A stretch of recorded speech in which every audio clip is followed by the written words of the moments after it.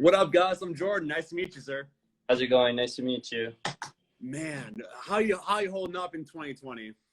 I'm holding up pretty well. I'm pretty used to just being isolated in my house making music for long periods of time. So I've been all right.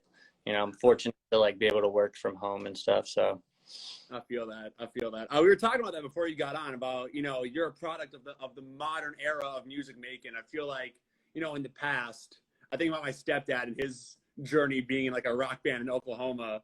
He had to go to the studio and they had to have tens of thousands of dollars worth of equipment, but we can just have GarageBand or FL Studio and then just get going. No, exactly. Yeah. What DAW did you start off on, by the way? GarageBand. I started off like in 8th grade. We got like not a music lab. We got like a Mac lab, and there were like 10 Mac computers in our middle school.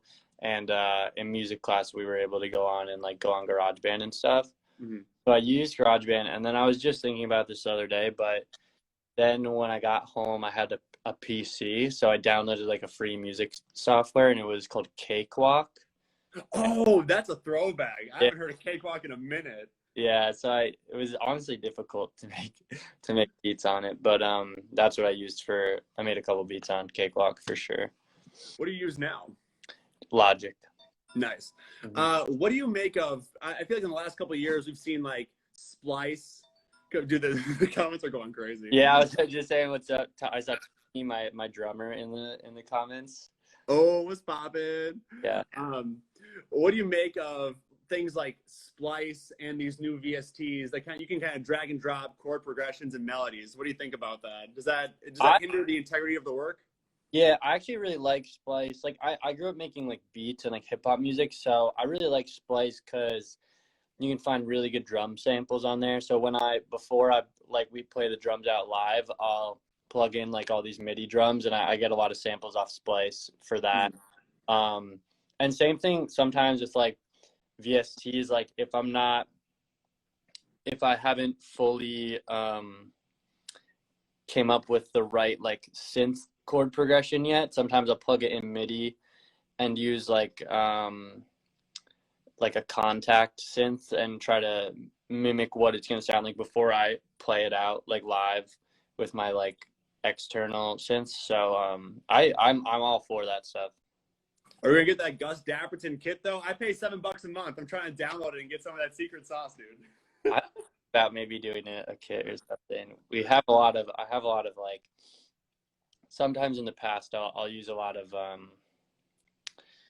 I guess like pre-made drums, just like I'll use like a lot of drum machines like a TR-707 and like 909, 808, and I feel like those aren't like original enough. Like I haven't like manipulated them like in a unique way enough for it to even go into a sample pack. But on this next record, we recorded a ton of new like drums and stuff. So I mean, yeah, I could definitely maybe come up with something like that. That'd be sick. How different is like a Splice sample or anything like that than, I know you love Dilla and like the old productions and like all that. How is it that's why when people are like, oh, they get uppity about it. How is that any different than, Dilla crate digging? You know what I mean? Yeah, no, it's not really any different. I guess it's more of like a pride thing of you like making it yourself more from scratch. Like for me, for example, like I'll pretty much plug in like drums that are going to sound like pretty similar to how they would end up sounding after we record them, but there's still like a subconscious thing of it being like in the same room where I recorded like my vocals and all the guitars, and it's like, we recorded it all live, and there's like, a bit of us in there aside from just like humanity. Yeah, just it just feels like really original, I guess. Have you seen that meme that's like, well, you played electric guitar, you should have played acoustic, you should have cut down the tree to make the acoustic guitar, and then you should have killed the animal to make the drums. It's kind of like that way. Yeah, I mean, I don't think people should take it that far. I think every way of making music is like valid. I think like sampling is super valid, and all that. So from the from the genesis of your hip hop influences, how did you arrive at this I guess indie pop half retro sound that you got? How that progressed? I guess I always like I never was I never really like neglected genres of music growing up. My parents played like everything around the house, like, you know, old rock music, like new pop music, hip hop music, R&B music. So, and all pretty equally. Like, I don't like, you know how lots of times everyone's like mom and dad was either obsessed with like Bruce Springsteen or something like Yeah. that, Bruce Springsteen, but he didn't play any one of those artists like more than another artist. It was like very just kind of all over the place. So I guess that's you know how I like grew up listening to music and was inclined to listen to all different sorts of music. But then in middle school, I ended up producing a lot of hip hop because a bunch of my friends were like rappers, and kind of just did it like you know, it's fun to collaborate with people. So I did that for a long time, and then I ended up like having a lot of things I wanted to say, and I wanted my voice to be heard. And although I wasn't like super keen on singing or anything, or I wasn't like a natural singer, I still was like, well, I have these like words that I really want to say. So by the end of high school, I started like singing more and like writing more original stuff. It kind of just took like practice and learning and the courage, honestly. And then and then at one point I just kind of like dropped everything and was like, I'm just gonna fucking make music with all these different sounds and stuff. That's a fearless leap to make, just to go without boundary and just see what happens. Yeah, definitely. So for Orca, what I get from the three songs that we've heard thus far, Medicine's phenomenal, by the way. And the posthumous video is so sick. Oh, we have so much to talk about. And it's been 10 minutes, but there's so much to talk about. I get like a coming of age. I feel like I close my eyes and your music should be in Juno or like Booksmart. Yeah. It's very emotional and evocative. What's the thesis statement for your sophomore album coming out September 18th? Everyone pre-order it. Well, the thesis statement is like, I guess I've come up with like a short paragraph on kind of like what it all means, but it's a concept album, and it's a broad concept about kind of like, you know, mental health and like the hardships you go through, and then also like, you know, they are love songs at the end of the day, but they're like platonic love songs about like unconditional love and care for someone as opposed to like romantic love. And you know, that stems from just like all my friends and family and whatnot. And I guess the thesis is like what Orca stands for, and like the thesis of and what the songs all stand for. Like, everyone has the ability to hurt, everyone has the ability to heal, and everyone has the ability to help.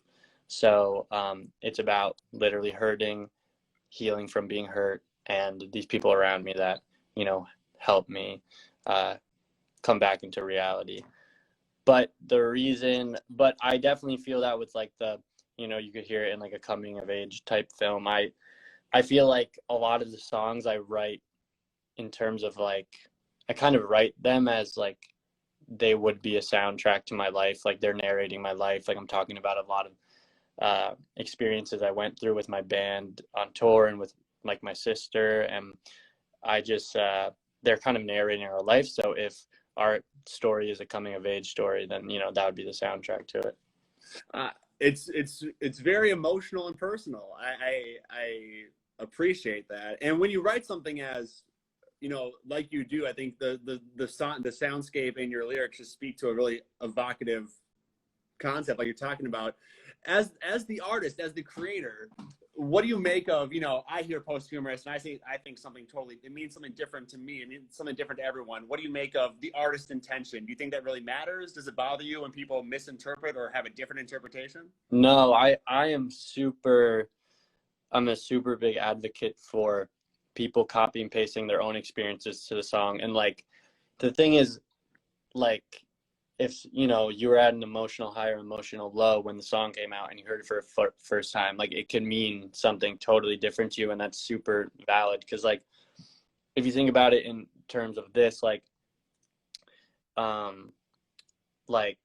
I don't speak French, but I could listen to a French song and it could mean the exact same thing to me that it means to someone who does speak French. I don't know the words. I know all of the consonants and syllables and pronunciation and vowels, but I don't know the words and the definition of the words, but it still can mean the same exact thing to me that it means to someone else. So I think, copy and pasting your experience into someone else's song is super valid. And that's like sometimes in the past I've like strayed away from like giving too much information about what the songs mean because I don't want people to like be discouraged from believing it to mean something else, So that's a great, really cool approach to it, just to leave it open, and you're really you're taking your own advice. If the listener can interpret it a way, I can as well as the creator. Yeah, It's totally. kind of like an equal playing field. Yeah, when people ask what they mean to me, I'll tell them, and I'll tell them like the general broad like idea behind it. But I definitely think that like songs should mean, people should take away whatever they want to take away from them for sure. What non-Gus Dapperton song is hitting you like that right now? Like for me, it's Phoebe Bridgers' Kyoto over and over and over again. I can hear that. I'm just like, oh my gosh, like that's my emotional jam right now. What's yours? That song's really good. I mean, The Suburbs by Arcade Fire. I probably listen to that song every day. Classic. And then accidentally start playing it every day. Like, so yeah, I just love that song. You're a highly visual artist as well. You have a very well thought out aesthetic, as the buzzwords go. Is there a movie or a TV show that you've been watching throughout quarantine, maybe a new thing or something you've revisited that you're like, wow, this is it, that's really hitting you inspirationally, that's affected the music or just you as a person? There's nothing that's like specifically I guess influenced me, but some good stuff I watched recently. I watched The Master, that movie with Joaquin Phoenix and Philip Seymour Hoffman, and it's so good, by Paul Thomas Anderson. I watched that movie, and I watched this TV show on HBO with Mark Ruffalo in it called I Know This Much Is True, and that's a really good watch. It's like I see Otters 420 with Avatar: The Last Airbender, just like the comeback comeback show of our generation. Did you watch it in full? Yeah, I watched it like when it was coming out. Mm-hmm. I was obsessed with it when it was coming out. Then, I probably like before it was even on like Netflix or like any of that, probably like downloaded it on iTunes or something like somehow and watched it then. And then, yeah, when it got put back on Netflix, I also watched that again. We're like, me and my sister and my girlfriend are like huge fans of Avatar: The Last Airbender. It's crazy how I'm the same as you. What are you're 23, 24? Yeah, 23. Okay, I'm 27. So I'm your elder, but just barely. And I just remember watching it. I watched it as a kid when it first came out in college, and then again with my fiance. And you learn something new every single time, or you get reminded a new lesson. And it reminds me of some words you said about childlike creativity and wanting to be Peter Pan. Do you remember that? Like, is that still a thing that you relate to? Totally. I think like one of these things I always used to say is I wanted to be like 19 forever.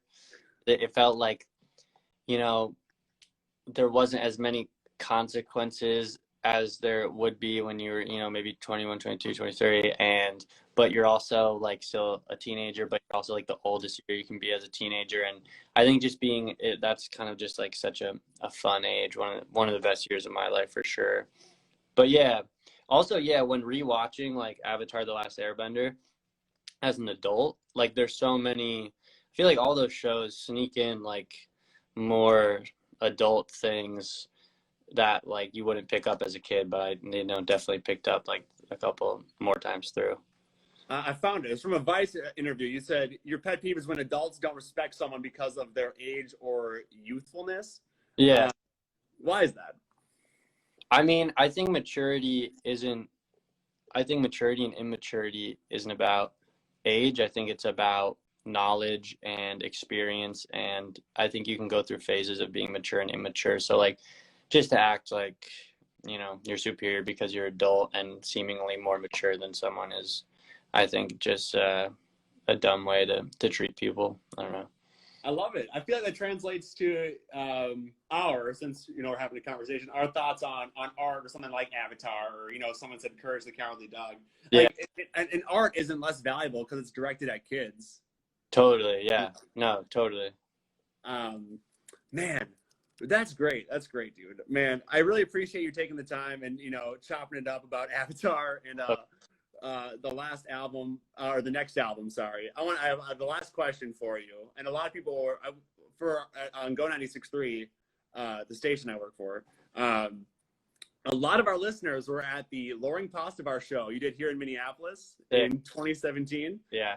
It's near the University of Minnesota. What's your favorite Minnesota memory? Do you have something from that show that sticks out to you? Yeah, so that's the only time I think I played there, and it was a fun show. It was a great show. The stage was cool. It's just like set up in the middle of the room, and it's this like kind of circular stage, and yeah, I don't even know if we spent the night there. We might have like drove a couple hours after, but it was super fun. And that was one of my first shows like ever touring. That was probably like as of like my full set, like as an artist, like might have been like my fifth show or something. Man, you left an impression on us. We can't wait for you to be back. Next time you're in town, in 2024, whenever the pandemic's over, pull up to the station. There's a pizza place up the road. It's on me, all right? For you and the crew, okay? I'd love to. Awesome, Gus. Thank you so much. Have a great night, okay? Yeah, you too. Thanks, dude. You, sir. Have a good one.